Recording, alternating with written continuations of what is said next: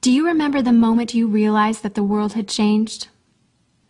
Let me tell you a quick little story that has nothing and everything to do with the future of our world and how you fit into it. In 1917, the United States faced a huge problem. They were working hard to compete in the industrialized economy, and there was a shortage. Not a shortage of oil or coal or other natural resources, a shortage of people, specifically obedient factory workers. The solution to this economic dilemma? It was an experiment of sorts. It hadn't been done before, until someone thought of it. Mandatory public school. Unfortunately, the initial purpose of the United States public school system was not to inspire children or generate scholars. And it wasn't created for dreamers, people who color outside the lines, break the rules, and challenge the status quo. The public school system of the early 1900s was invented to create a nation full of adults who would obediently do their jobs in the factory assembly lines. Teaching kids to sit in straight rows and scheduling the entire day with the ringing of bells wasn't by chance. Punishing those who didn't conform was purposeful. These were the skills they would need to join the labor force. Intentional or not, this early method of turning dreamers into workers was an investment in the nation's economic future. And it worked. This then led to several generations of productive, fully employed workers. But it isn't working anymore. Why? Our economy has changed. We don't live in an industrialized economy anymore. We live in a connected economy. Right now, there are more users on Facebook than there were people on the planet 200 years ago. Technology has made it possible for us to connect with people, ideas, and information from anywhere in the world instantaneously. And as a result, our economies have expanded from localized towns and communities to the entire world.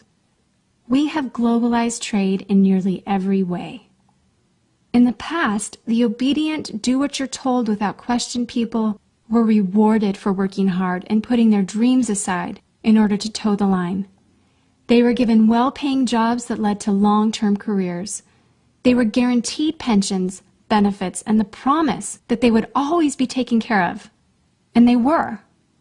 But that promise is gone for most of us today. Even if you have a white-collar job, the majority of white-collar workers are still working in a factory. Instead of operating a sewing machine or welding a widget, they now push pencils, type on keyboards, or process paperwork. It's still factory work because the entire focus of the day is spent on increasing productivity, which leaves little room for creativity, spontaneity, or individuality. The educated, hard-working masses are still doing what they're told, but they're no longer getting what they deserve. Even if you do everything you are told to do today, graduate from high school, go to college, get a degree, work hard in whatever job you can find, if you're lucky enough to find one, you're not guaranteed anything. Companies are being forced to change or die right now. Layoffs happen much more often than job openings appear, and the highest paying jobs are disappearing or heading overseas at an alarming rate. If you have a job where your boss tells you exactly what to do, he or she will always find someone cheaper than you to do it. Did you know that the average length of a job today is about 4.5 years? Contrast that to the 1960s when it was 40 years. The connected economy rewards a different group of people. It rewards the people who see things differently, who don't conform, people who have ideas that no one else has, people who are willing to work hard but know that the old way of doing things is broken. The connected economy rewards you not for being a cog in the wheel of life, but for standing up and reaching out. The connected economy rewards the connectors. Whether it's connecting a person to a person, a business to a business to a product, or a product to a person, those who learn how to connect are the ones who will survive and excel in the connected economy. That is how the world has changed. It's not about to change. It already has. Things are different now, and they're not going back to the way they used to be. Look at Facebook. What's their product? It's you. Your network, your information, your ideas, they all have value. Does Facebook pay you for the money they make selling your information to advertisers? No. But we still use it because we have an innate desire to connect with people. In fact, neuroscientists have found that we are actually hardwired to connect with each other.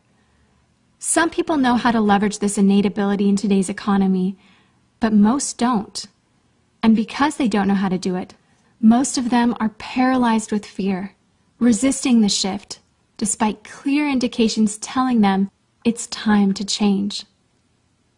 In 1917, a group of people performed an experiment that forever changed the way that we earned a living.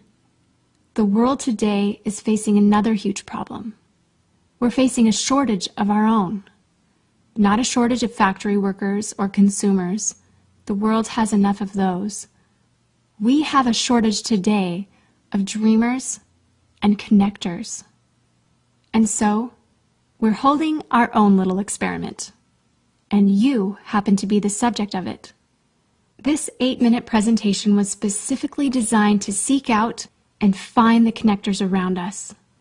Those who recognize that we are on the brink of the next economic revolution, who are ready to thrive in the connected economy, and who are searching for the best way to do it.